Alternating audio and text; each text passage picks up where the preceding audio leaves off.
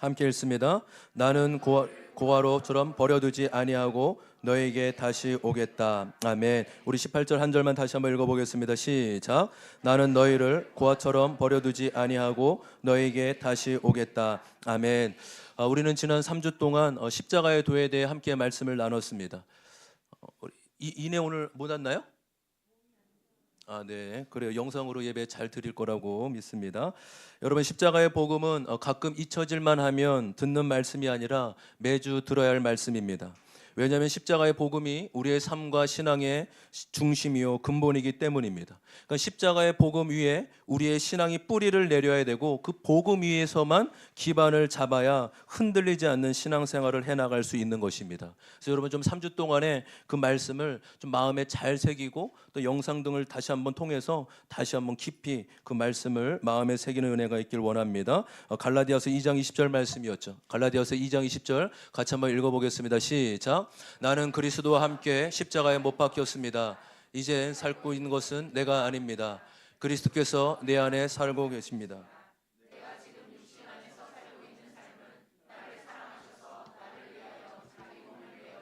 하나님의 아들을 믿는 믿음 안에서 살아가는 것입니다. 아멘. 여러분, 이 말씀은 지난주 말씀이었죠. 이 말씀은 우리가 이루어야 할 말씀이 아니라 이미 이루어진 말씀입니다. 그러니까 내가 어떻게든 애써서 이루어야 되는 말씀이 아니라 이미 예수님께서 십자가를 통해 이루셨기에 나는 그것을 믿음으로 받아들이고 여기는 거예요. 예수님이 십자가에 죽으셨을 때 나도 이미 예수님과 함께 죽은 자입니다. 그러니까 내 자아가 죽어야지가 아니라 나는 이미 죽은 자입니다. 할렐루야. 우리 아멘 크게 합시다. 아멘. 이것이 우리 그리스도인의 존재의 정체성인 거예요. 그리스도인이 누구냐라고 했을 때 예수님과 함께 죽고 예수님과 함께 사는 자가 바로 그리스도인입니다. 이것이 정체성이라는 거죠. 우리는 예수님과 뗄래야 뗄 수 없는 관계가 된 것입니다. 내가 예수님과 하나가 되고 연합되었다고 성경은 하나님은 선언하고 있습니다. 여러분, 지난주 보니까 우리 청소년부 톡방에서도요, 서로 한 주간 이 말씀을 가지고 적용하고 고백하는 것 같더라고요. 재미난 것은 원래는 이제 내가 주 안에서 죽었습니다. 죄에 대해 죽었습니다. 이거잖아요. 근데 죄가 죽었습니다. 이렇게 아이들이 죄가 죽었대요. 자신들이 죽어야 되는데 죄가 죽었다고. 어쨌든 뭐 내가 죽던 죄가 죽던 어쨌든 귀한 고백 아닙니까? 여러분, 우리 다음 세대 친구들도 십자가의 복음을 사랑하며 복음의 사람으로 살아가기를 축복합니다. 여러분, 오늘 함께 읽은 우리 요한복음 14장은 예수님이 죽으시기 전에 제자들에게 하신 말씀입니다. 예수님이 제자들을 남겨놓고 이제 하나님께로 돌아가야 된다라고 말씀하셨을 때 이 제자들은 대단히 두려워하고 근심하였습니다. 그래서 그런 근심하고 있는 제자들을 향해 예수님은 그들을 위로하고자 몇 가지 말씀을 하세요. 근데 말씀을 하시는데 계속 반복되는 말씀을 몇 가지 하십니다. 여러분, 왜 반복하셨을까요? 그만큼 중요하기 때문에 반복하신 것입니다. 그러니까 저도 설교를 하고 교육을 해보니까 물론 이 새롭고 참신한 것도 좋죠. 또 늘 새로워야 새 마음으로 받아들일 수 있지 않습니까? 그런데 결국 교육과 훈련은 반복이더라고요. 그러니까 중요한 것을 내 것이 되기 위해서는 반복하는 과정이 있어야 될 줄 믿습니다. 그러니까 중요하기 때문에 한 번 들어서 안 되는 것이죠. 그러니까 예수님도 그것을 아셨는지 고별 설교인 설교를 하실 때 반복하는 말씀이 여러 가지가 있지만 특별히 두 가지를 반복하십니다. 하나는 기도예요. 기도. 내 이름으로 구하라. 내 이름으로 구하면 하나님이 일할 것이고 하나님의 놀라운 은혜가 임할 것이다 라는 기도에 대한 말씀을 여러 번 하십니다. 그리고 또 하나는 성령에 대해 말씀하세요. 예수님이 성령에 대해 중간중간 반복하시면서 말씀하시는 것을 볼 수 있습니다. 여러분, 그래서 우리가 오늘 읽었던 말씀에는 예수님께서 중요한 약속 세 가지를 하세요. 먼저 첫 번째 약속이 12절입니다. 12절 말씀. 그러니까 지금 이제 예수님이 죽기 직전 제자들에게 유언처럼 고별 설교를 하는 거예요. 무엇을 약속하고 있냐? 첫 번째 약속 12절 같이 한번 읽습니다. 시작. 내가 진정으로 진정으로 너에게 말한다.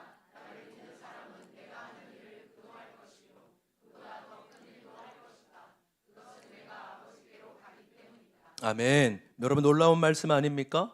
예수님께서 행하신 일이 얼마나 놀라운데 그것을 제자들도 할 것이다 라고 말씀하시는 거죠. 오병이의 기적, 죽은 자를 살리신 일, 귀신들을 쫓아내신 일 등 놀라운 일들도 제자들이 그 일을 하며 또한 더 큰 일을 하게 될 것이라고 말씀하세요.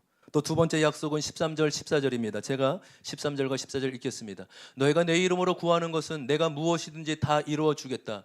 이것은 아들로 말미암아 아버지께서 영광을 받으시게 하려는 것이다. 너희가 무엇이든지 내 이름으로 구하면 내가 다 이루어 주겠다. 아멘. 예수님의 이름으로 구하면 다 이루어질 것이라고 말씀하고 있습니다. 여러분, 이 약속은요, 이 기도에 대한 약속은 여기서만 나오는 것이 아니라 말씀드린 대로 중간중간 반복해서 예수님이 말씀하세요. 주님의 이름으로 구하고 간구하면 하나님이 일하여 주실 줄 믿습니다. 여러분, 놀라운 약속 아닙니까? 그리고 여러분, 또 남은 한 가지 약속이 있는데, 이 약속은요, 이 약속, 지금 남겨진 한 약속으로 인해 방금 읽었던 이 약속들이 이루어질 것이라는 거예요. 그러면 세 가지 약속이 다 중요하지만 이 마지막 약속이 아주 중요하다는 것이죠. 바로 16절에 나와 있습니다. 16절 세 번째 약속입니다. 시작. 내가 아버지께 구하겠다. 그리하면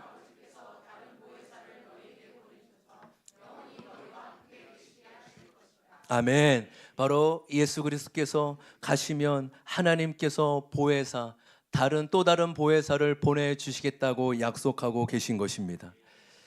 여러분, 예수님께서 이제 십자가의 죽으심으로 하나님께 가시지만 근심하지 말라 하십니다. 그 이유는 하나님 아버지께서 다른 보혜사를 너에게 보내주시기 때문이라는 거예요.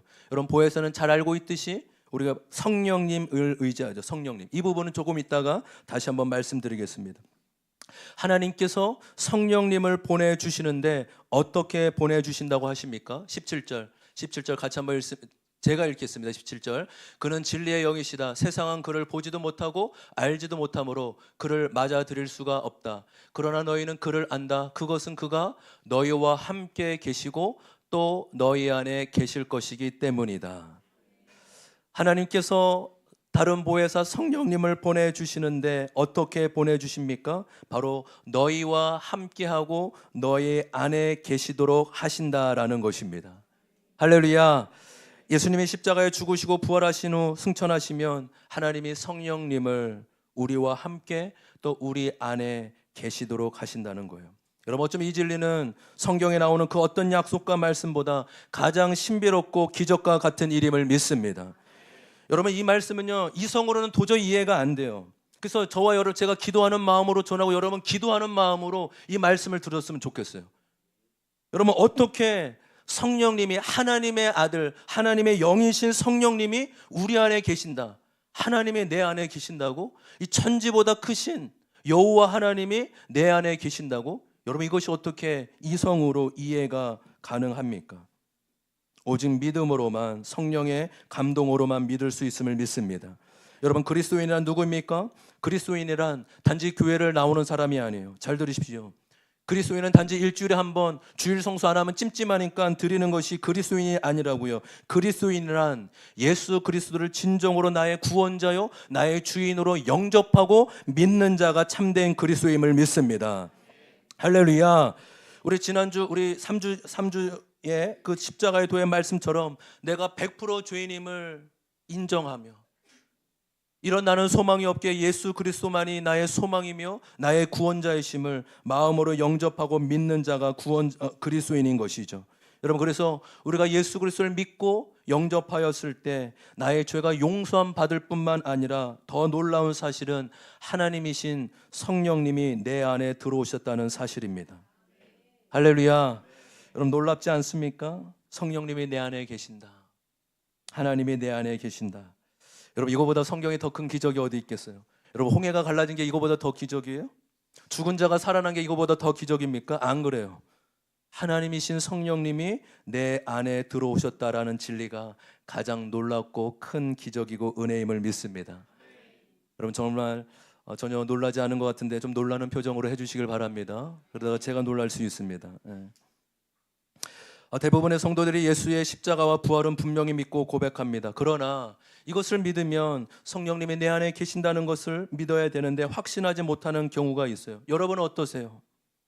여러분은 성령님이 내 안에 계신다는 것을 믿고 확신하십니까? 또한 만약 확신하고 믿는다면 그러한 증거는 무엇입니까? 대부분의 사람들은 체험으로 그 증거를 대려고 합니다. 저는 성령 체험을 한 적이 있어요. 저는 성령의 은사인 방언을 받았어요. 저도 기도할 때 성령의 음성을 들었어요. 내 마음에 주시는 평안함이 있어요. 이렇게 체험이나 느낌으로 증거를 대기도 해요. 여러분, 맞아요. 신앙생활에 체험이 없으면 안 돼요. 체험은 아주 소중합니다. 왜요? 체험이 있어야 확신이 있고 능력 있는 삶을 살아갈 수 있기 때문입니다. 아멘. 그러나 여러분, 체험이요 가장 우선이 되면 안 되는 거예요. 왜냐하면 체험은 완전한 것이 아니고 때로는 속을 수도 있기 때문이에요. 그러니까 체험을 의지하면 내 안에 평안이 있고 은혜가 있으면 성령님이 계신 것 같은데, 내 안에 갈등이 있거나 넘어짐이 있거나 죄를 지었을 때는 마치 성령님이 내 안에 안 계신 것처럼 느껴집니다. 이처럼 체험은 중요하지만 완전하지 않기에 가장 우선이 되는 게 아니라는 것입니다. 여러분, 체험으로 성령이 내 안에 계신지 확인하는 것이 아니라 바로 진리인 말씀을 통해 확인하는 것이어야 될 줄 믿습니다. 우리는 보통 신앙이 좋은 사람은 세게 믿는 사람, 강하게 믿는 사람이라고 생각하는데 그런 게 아니에요. 여러분, 신앙은 무조건 믿는 게 아니다. 신앙의 가장 중요한 것은 내가 믿는 대상이 무엇인가, 나는 무엇을 믿고 있느냐가 중요한 거예요. 다시 한번요. 세게 믿는 게 중요한 게 아니라 내가 무엇을 믿고 있지? 내가 믿는 대상이 누구이지? 바로 믿는 대상, 믿고 있는 대상이 중요한 것입니다. 할렐루야. 이해되시죠? 이해되십니까? 예, 너무 중요하죠. 여러분, 이 그림 한번 보시면 좋겠어요.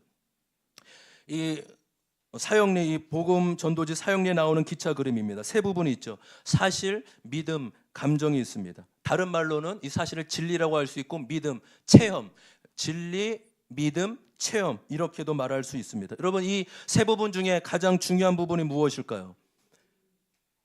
예? 조금씩 다른 것 같은데 다 중요해요. 세 가지 다 연결되어 있어요. 근데 다 중요한데 순서가 있다는 거예요. 순서가 바로 내가 믿고 싶은 것을 강하고 믿는 믿음이 중요한 게 아니에요. 당연히 믿음이 있어야 그것이 내 것이 되지만 믿음이 먼저가 아닙니다. 믿는 대상, 바로 앞에 사실, 진리가 가장 우선되고 중요한 것이에요. 아멘. 그 진리, 사실이 무엇입니까? 바로 하나님과 그분의 말씀이 진리임을 믿습니다. 여기 저기 위에 잘 보시오. 사실, 하나님과 그의 말씀. 우리는 그냥 내가 믿어야지, 그게 아니라 내가 믿는 것이 무엇인가, 그 진리란 도대체 말씀이란 무엇인가, 그 진리를 믿음으로 반응하면 체험이 따라오는 거예요. 그러니까 체험이 먼저가 아니라 그 진리를 믿고 받아들이면 체험은 따라오게 되는 것입니다. 할렐루야. 그래서 이 세 가지 다 중요하지만 우선되는 것은 하나님과 그분의 말씀이라는 것이죠. 그렇다면 성령님이 내 안에 계시다는 것을 어떻게 믿고 확신할 수 있습니까? 체험이 아니라 말씀이 기준이고 말씀이 증거임을 믿습니다. 말씀이 그렇다면 그런 것이죠. 그래서 몇 가지 말씀을 살펴보겠어요. 그러니까 체험으로 확인하고 하지 마시고요, 말씀으로 확인해 보세요. 요한일서 4장 15절 같이 읽습니다. 시작. 누구든지 예수를 하나님의 아들로 시인하면 하나님이 그 사람 안에 있고 그 사람은 하나님 안에 있습니다. 아멘. 여러분 어떠십니까? 예수님이 하나님의 아들이심을 믿고 시인하십니까? 그렇다면 그 사람은 그 사람 안에 성령님이 계시다고 말씀하세요. 로마서 8장 15절 16절 제가 읽습니다. 여러분 또다시 두려워서 빠뜨리는 종살이의 영을 받은 것이 아니라 자녀로 삼으시는 영을 받았습니다. 그래서 우리는 그 영으로 하나님을 아빠 아버지라고 부릅니다. 바로 그때 그 성령이 우리의 영과 함께 우리가 하나님의 자녀임을 증언하십니다. 여러분은 하나님을 하나님 아버지라고 부르실 수 있으십니까? 부르시면 아멘. 못 부르시면 괜찮으시고, 부르십니까? 뭐 억지로 대답할 이렇게 시키니까 안 하셔도 됩니다. 진짜 진심으로 나오면 아멘 하시면 되는 거예요. 근데 고백하셔야 돼, 아멘이라고. 여러분, 이게 당연한 게 아니에요. 만약 믿지 않는 자들에게, 만약 우리 친구들이 학교에 가서 믿지 않는 친구에게 야, 하나님을 아버지라고 불러봐, 내가 너 5,000원 줄게. 그러면 눈 이렇게 찔릴지도 몰라요. 너나 똑바로 해, 이렇게. 믿지 않는 사람들은 하나님을 아버지라고 죽었다 깨나도 말하지 못합니다. 그러나 우리는 하나님을 아버지라고 말하고 있죠. 하나님 아버지 감사합니다. 하나님 아버지께 영광을 돌립니다. 왜 그렇습니까? 이 16절의 말씀처럼 성령이 내 안에 함께 계시기 때문입니다. 물론 여러분 이 부분도 한번 생각해 볼 필요는 있어요. 무엇이냐? 내가 교회를 다녔고 말씀을 들었고 배웠기 때문에 그래 배웠지. 하나님 아버지라고 했지. 그 배워서 어느 순간부터 아무렇지도 않게 고백하는 건 그 고백 말하는 거 아니에요. 내 깊은 곳 안에 혼자 있어도 하나님 아버지, 내가 하나님을 아버지라고 부릅니다. 내가 하나님을 아버지라고 부를 수 있어서 감사합니다. 마음 중심에서 올라오는 것을 말하고 있음을 믿습니다. 눈을 옳지. 저를 잘 보세요. 고린도전서 12장 3절입니다. 고린도전서 12장 3절 다 같이 읽습니다. 시작. 그러므로 나는 여러분에게 알려드립니다.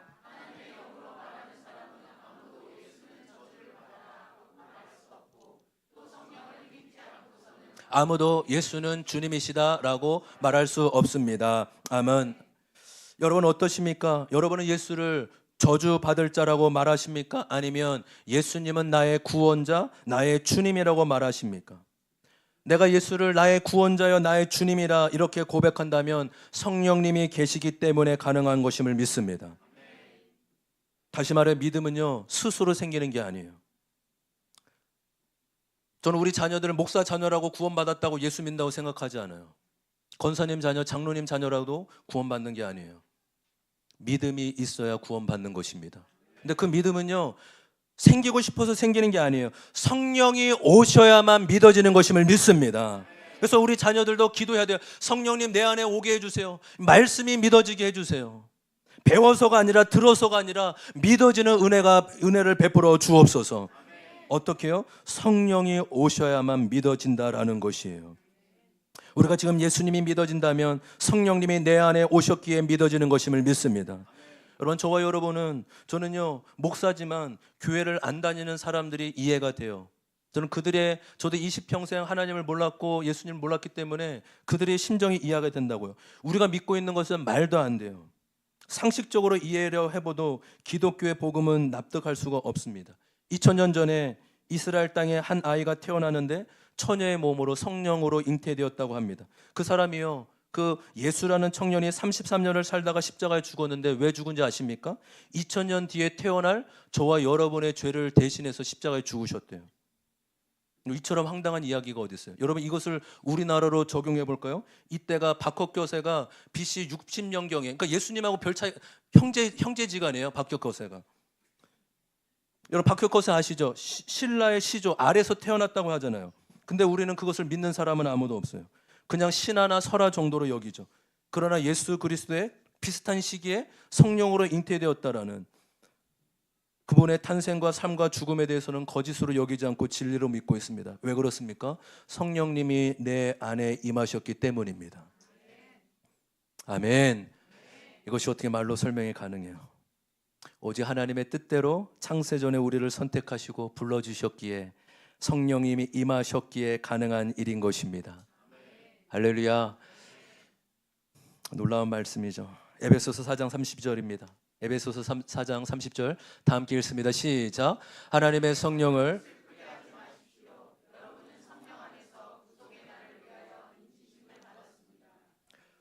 여러분 믿는 자들 마음에는 독특한 마음이 있대요. 그것은요 죄에 대해 괴로워하는 마음이래요.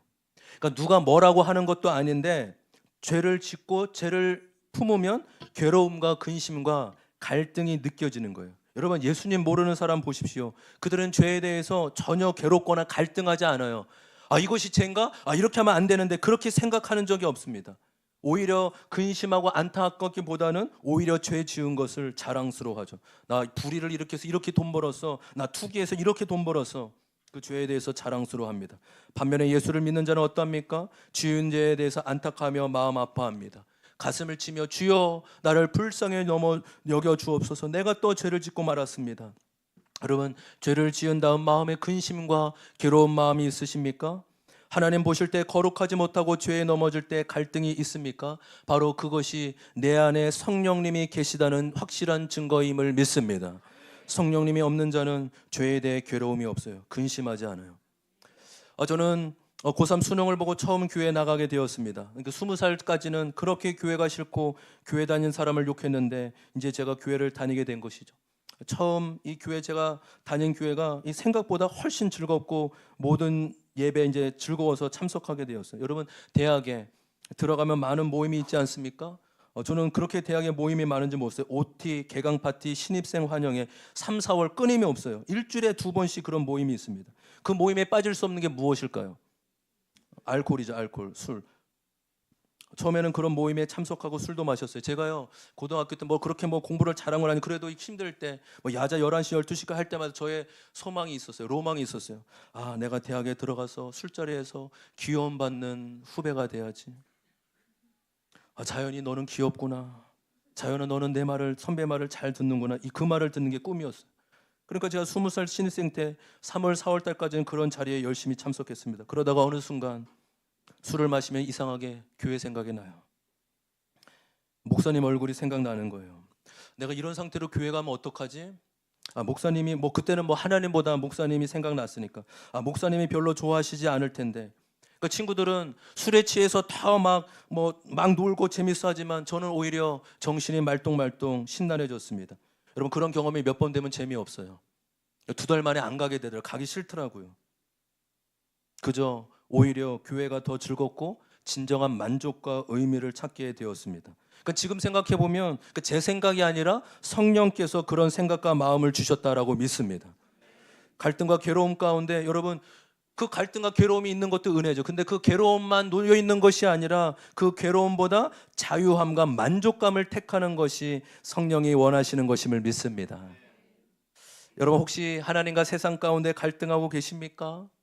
하나님과 제 가운데 고민이 되고 근심하는 것이 있습니까? 성령님이 그 안에 계시기 때문인 것입니다. 그리고 또한 때로는 그 갈등과 근심 가운데 성령님이 슬퍼하며 탄식하고 계신다라는 것이죠. 우리 성령님이 우리를 위해 탄식하고 기도하고 계심을 믿습니다. 여러분 어떠세요? 방금 말씀드린 몇 가지 사실 가운데 어떻게 여겨지십니까? 말씀을 드리면서 아멘 그렇습니다. 맞습니다. 제가 부족하지만 그것이 내 삶 가운데 있습니다. 내가 주님을 모시고 있기에 내가 죄에 대해 넘어지더라도 갈등하며 이겨나가려고 하고 있습니다. 이런 마음이 분명히 있고 마음 깊은 곳에서 고백이 나온다면 저와 여러분 가운데 성령님이 계신 것임을 믿습니다. 우리 첫 번째 적용 질문입니다. 첫 번째 적용 질문 같이 한번 읽어보겠습니다. 시작. 내 안에 성령이 계시다고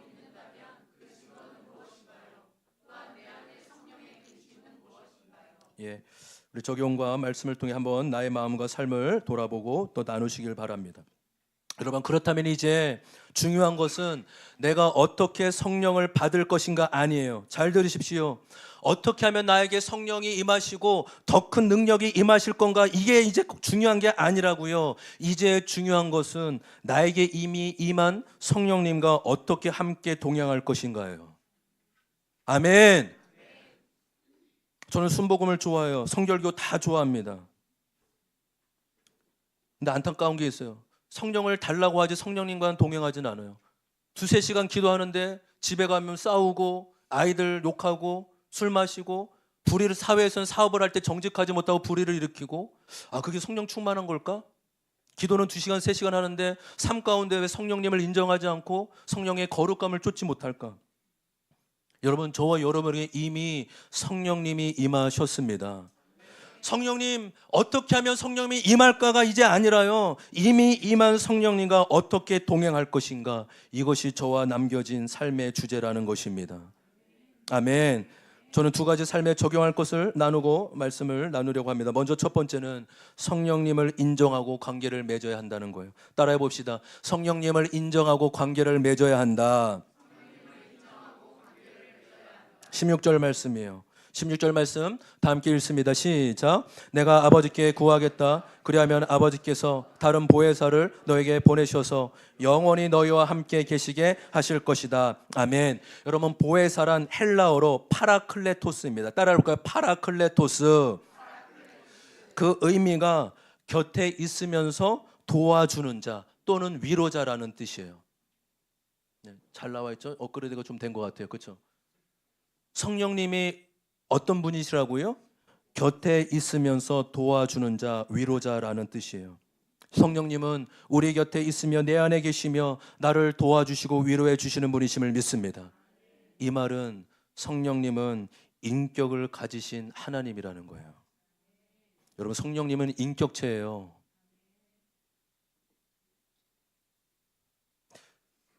혹시 이제 우리 신앙생활을 이제 기간이 짧아서 어쩔 때는 이렇게 말씀 가운데 뭐 내 안에 예수님이 계시다고 하고 내 안에 성령님이 계시다고 하는데 뭐가 맞는 거야? 여러분, 혼란스러우지 않아도 괜찮아요. 성령님이란 하나님의 영, 예수의 영을 말하는 거예요. 그래서 내 안에 예수가 계신다는 것은 예수의 영이신 성령님이 계신 것을 말합니다. 할렐루야. 그러니까 내 안에 예수가 계신 것도 맞고 성령님이 계신 것도 말은 거예요. 다른 분이 아니라 성령님이란 예수 그리스도의 영이시구나, 이렇게 이해하고 받아들일 수 있는 것이죠. 성령님은 인격을 가지신 하나님이심을 믿습니다. 우리 예전에 80년 90년대 여러분 부흥에 가보면 부흥사분들이 기도하다가 성령 받아라 이렇게 얌전하게 안 하죠. 성령 받아라 그렇죠. 더 심해요. 막 성령 받으라. 저는 깜짝 놀라요. 저는 그렇게 하고 싶은데 그렇게 안 나와요. 그래서 막 가끔 막 불고 장풍 쏘고 그래요. 여러분 요즘에 유튜브에도 그래요. 막 뜨거워 하면서 막 땅바닥에 구르고. 저는 그런 성령의 역사를 인정해요. 그런 성령의 은사 어떤 뭐 이렇게 뭐 있습니다. 그런데 그 성령님에 대해서 조금 이렇게 어떤 에너지나 도구처럼, 여러분 성령님은 물건이 아니잖아요. 성령님은 하나님이십니다. 할렐루야. 그러니까 제가 만약 우리 김강률 집사님 받아라. 그럼 그럼 김강률 집사님 기분이 안 좋죠? 내가 물건이야? 하영아 안 웃기니? 이거 목사님 준비한 건데? 안 웃겨? 안 웃겨? 거나? 목사님 준비한 거야. 이거 인내들 웃기려고. 신자연 받아라. 이렇게 하면 웃기잖아요. 아니 내가 물건이야? 내가 사람이고 인격자인데, 인격체인데. 여러분, 성령님은 그렇게 함부로 여기고 마술적인 힘이 아닙니다. 성령님은 하나님의 영으로 인격을 가지신 분이에요.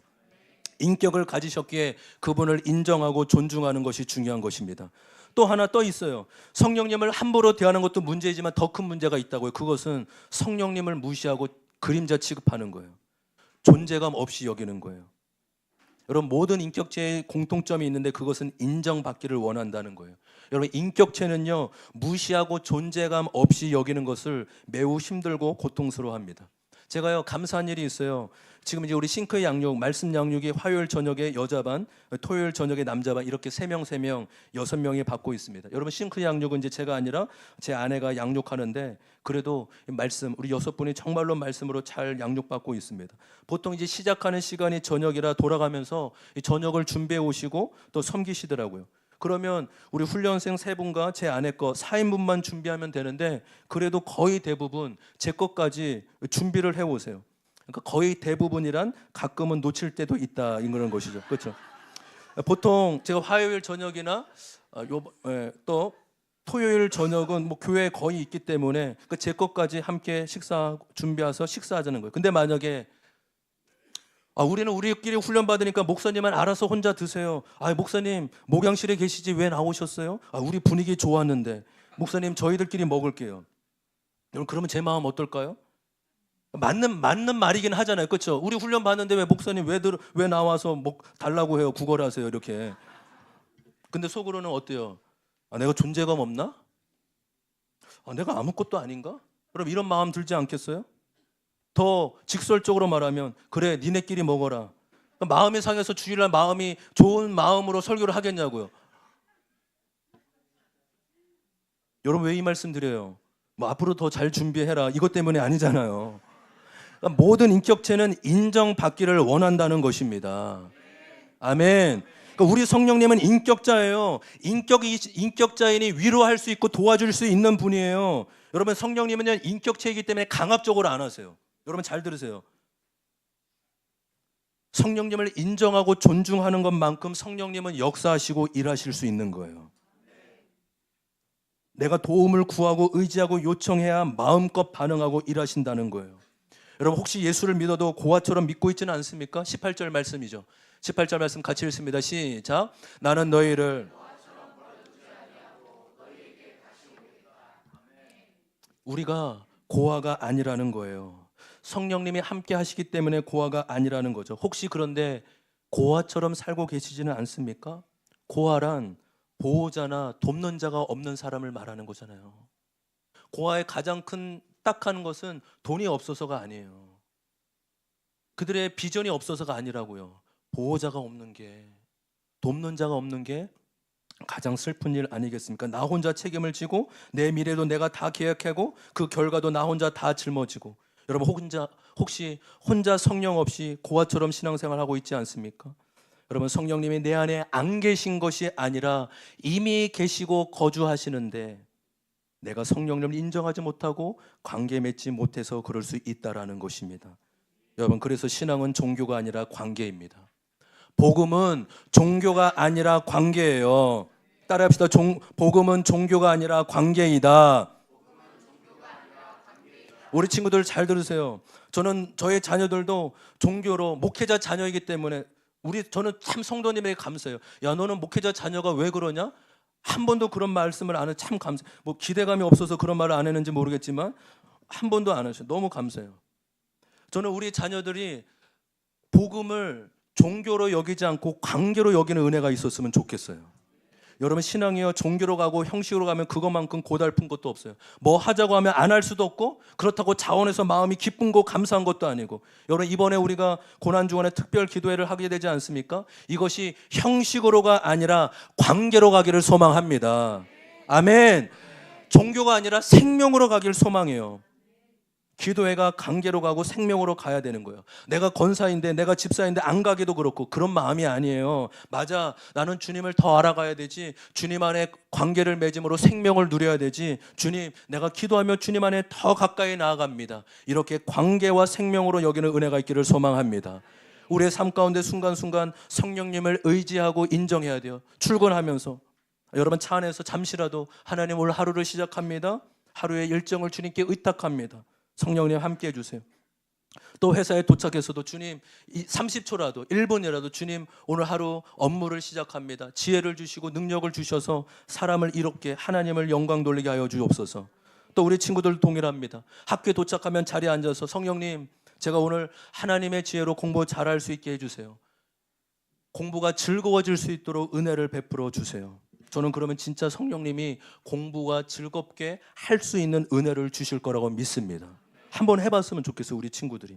여러분, 누가 성령 충만한 사람입니까? 하루에 기도 2-3시간 하는 사람, 물론 그런 것도 귀한 것이지만 삶 속에서 순간순간 성령님을 얼마나 의식하느냐, 성령님을 얼마나 동행하느냐, 이것이 성령님께 깨어있는 사람임을 믿습니다.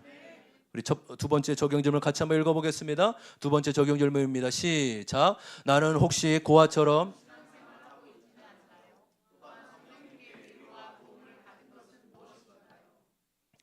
성령님과 어떻게 동행할 것인가? 두 번째는 성령님께 말을 걸어야 한다입니다. 한번 따라해 봅시다. 성령님께 말을 걸어야 한다. 더 크게요. 성령님께 말을 걸어야 한다.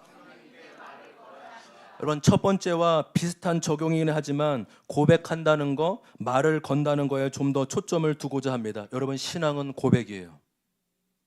굉장히 단순하지만 놀라운 진리입니다. 고백할 때 연결되고 역사가 일어나요. 로마서 10장 10절 제가 읽습니다.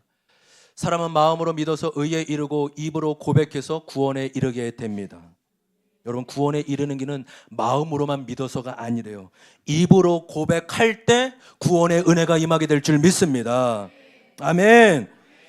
요한복음 6장 63절입니다. 생명을 주는 것은 영이다. 육은 아무데도 소용이 없다. 너에게 한 이 말은 영이요 생명이다. 말이 영이요 생명이라고 합니다. 그러니까 입으로 고백할 때 영이 역사하는 거예요. 여러분, 하나님이 천지를 창조하셨을 때 하나님의 자신의 지성과 의지를 가지고 창조하셨고 계획만 하시고 생각만 하신 게 아니에요. 그 생각하셨던 것을 실제로 말씀하시고 선포하셨을 때 빛이 있으라 하시니 빛이 있었습니다. 해야 있으라라고 하시니 해가 있었습니다. 여러분, 우리는 믿음을 말로 고백해야 될 줄 믿습니다. 그래서 여러분, 구약의 히브리 학자들은요, 유대인들은 말씀을 읽거나 공부할 때 절대 속으로 생각만 하지 않는다고 해요. 계속 입 밖으로 고백하며 말씀을 읽고 기도한다라는 거예요. 저는 침묵기도 굉장히 좋아하거든요. 그래서 기도하고 4-50분 기도하고 10분 정도, 5분 10분이라도 머물고, 근데 합심해서 목소리를 내서 내 영을 깨우고 내 생각을 뛰어넘는 영의 기도가 귀한 것임을 믿습니다. 왜요? 말로 고백하고 말로 선포해야 되는 것이죠. 여러분, 인격적인 성령님과의 만남도 동일해요. 여러분, 성령님이 잘 안 느껴져요. 내 안에 성령님이 계신다는 게 여러분 얼만큼 느껴집니까? 기도할 때 정도 느껴지지 않습니까? 안 느껴지기 때문에 말로 고백해야 된다라는 거예요. 아멘. 여러분, 이거는 내성적인 거랑 전혀 상관없더라고요. 여러분, 내성적인 분들이 훨씬 더 영성이 깊고 통성 기도를 훨씬 깊게 하는 건 저는 더 많이 봤어요. 그것이 성격 저는 말이 없어요. 저는 조용조용해요. 아니요. 이것은 성격이 아니라 믿음의 문제임을 믿습니다. 성령님이 내 안에 안 느껴지기 때문에 성령님께 말을 걸어야 돼요. 성령님, 내 안에 계시는군요. 성령님, 제가 성령님을 몰라봤습니다. 성령님, 이럴 때는 어떻게 하면 좋을까요? 성령님, 제 길을 인도해 주세요. 성령님께 말을 걸고 고백하면 성령님이 여러분에게, 저와 여러분에게 말 걸을 거예요. 얘야, 내가 너를 사랑한다. 내가 너의 마음을 많이 기다렸다. 괜찮다. 실망하지 마렴. 너는 다시 일어날 수 있는단다. 고백에서부터 시작되는 거예요. 저는 이 고백, 간증, 목장 나눔 이런 걸 너무 중요하게 여기는 사람이에요. 저는 우리 교회에 고백이 넘치는 은혜가 있기를 소망합니다. 할렐루야. 하나님께 고백하고, 가정에서 고백하고, 공동체에서, 목장에서 고백하고. 여러분, 결국 부부 생활이 어려운 게 뭐예요? 사랑해, 감사해, 고마워, 이거 못해서 미안해, 이거 못해서 그런 거 아니에요? 제 얘기 하는 거예요. 제 얘기. 내 인생에, 내 결혼 생활이 왜 이렇게 힘들어? 결국 말 안 해서 그렇구나. 알아주겠지. 말 안 해도 알아주겠지. 아니요, 절대 말 안 하면 모르더라고요. 우리 아내분들도 똑같아요. 남자분한테 여보 이거 해줘 이렇게 얘기하면 안 돼요. 여보 몇 시까지 이거 구체적으로 이거 방법을 얘기해 주셔야 돼요. 그러니까 왜 우리 남편은 왜 나를 안 사랑하지? 아니에요. 말 안 해서 그런 거예요. 알아서 해주겠지. 이게 없다고요. 말해야 될 줄 믿습니다. 고백하면 그러니까 이것을 지금 좀 우리의 삶의 영역 가운데 하는 이유는 그렇구나. 성령님도 알아서 역사하지 아니라고요. 성령님께 말을 걸고 말을 해야 역사하고 능력이 나타나게 된다라는 것이죠. 제가 예전에 몇 년 전에 말씀드린 예화가 있어요. 그 유명한 갑돌이와 갑순이라는 아주 놀라운 우리 민속가죠.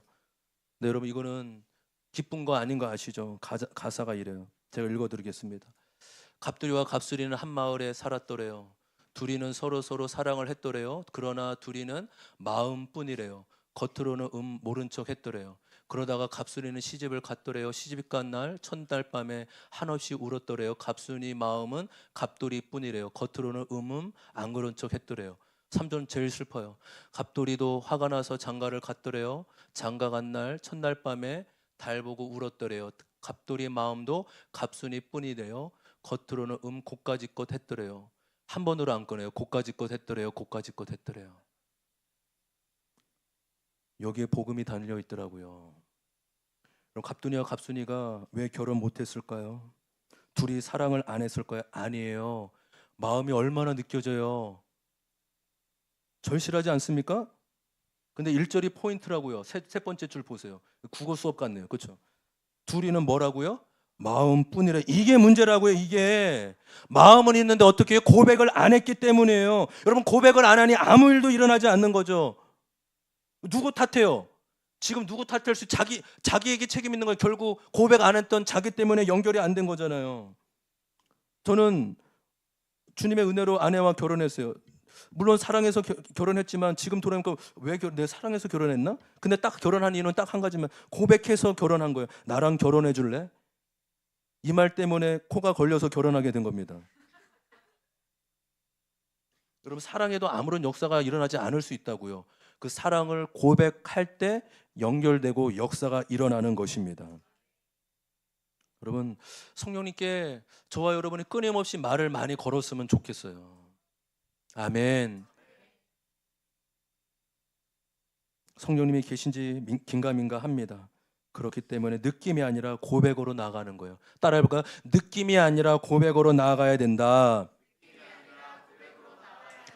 성령님 감사합니다. 성령님 고맙습니다. 성령님 사랑합니다. 성령님 제 길을 인도해 주십시오. 성령님 제 선택이 옳은 것입니까? 어떻게 선택해야 됩니까? 성령님께 말을 걸면 성령님이 말해 오시기 시작한다라는 것입니다. 성령님은 인격자세요. 말을 걸고 요청해 보시길 바랍니다. 한 주간 좀 이 말씀 붙잡았으면 좋겠어요. 마지막 적용 질문 같이 한번 읽어보겠습니다. 다 같이 읽습니다. 시작. 마음, 생각, 말로는 역사가 일어나지 않습니다. 말을 걸어야 만나게 됩니다. 한 주간 성령님께 말을 걸어 보셨나요?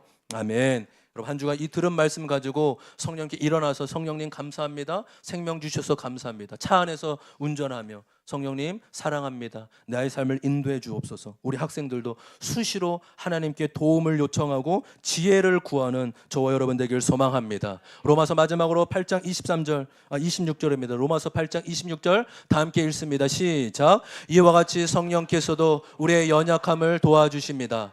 우리가 어떻게 기도할지를 알지 못하지만 성령께서 친히 이루 다 말할 수 없는 탄식으로 우리를 대신하여 간구하여 주십니다. 아멘. 할렐루야. 성령님이 우리 안에서 우리를 위해 탄식하고 간구하고 계심을 믿습니다. 아멘. 크게 하세요. 아멘. 성령님이 지금도 일하고 계신다고요. 여러분 성령님의 탄식을 그저 모른 척하고 외면하시겠습니까? 아니면 성령님을 인정하며 그분께 말 걸으시겠습니까? 내 안에 계신 성령님과 교제하며 풍성한 은혜를 나누시기를 소망합니다. 아멘.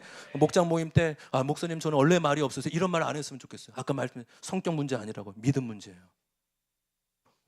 원래 말이 없는 사람이 훨씬 깊게 성령님의 음성을 듣고 성령님과 교제할 수 있는 것입니다. 저희를 한 주간 수시로 성령님과 동행하며 성령님과 고백하는 저와 여러분 되길 주님의 이름으로 축복합니다.